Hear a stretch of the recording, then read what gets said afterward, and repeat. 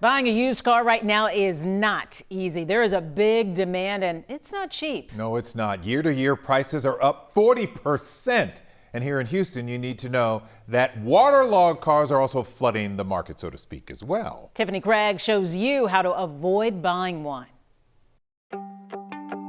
When it comes to washed up cars, the Bayou City's in the driver's seat. Houston is #1 on the list by far. That's Emily Voss with Carfax. She says Houston leads the country with flooded cars back on the market.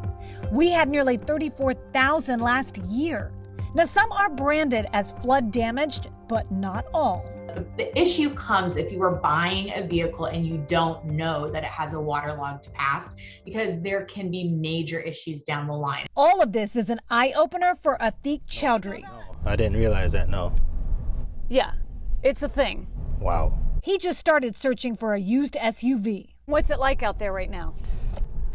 It's tough. Not only is there a shortage of used cars, but inflated prices.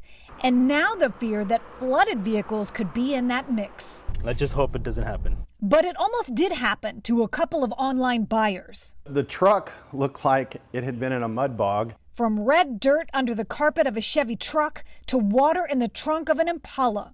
Scott Mateka with Auto Exam says his shop saw too many in a matter of days. What does that say to you that you got 2 in a week? It tells me that right now, because the supply and demand is limited, people are just selling whatever they can get their hands on. That's why Scott's showing us easy things you can check.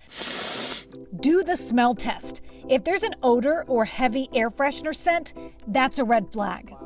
Next, pull back the trim by the doors and dig down. I'm running my hand underneath here. I'm feeling underneath to see if I feel any moisture, any water. While you're down there, look for rust on the seat tracks, around the steering wheel, and under the dashboard. I'll look at the brake pedal. The brake pedal will rust. Anything underneath there that could show signs of water inside of an automobile. And don't forget the trunk. I'm looking down here to see if there's any signs of residue, any kind of water.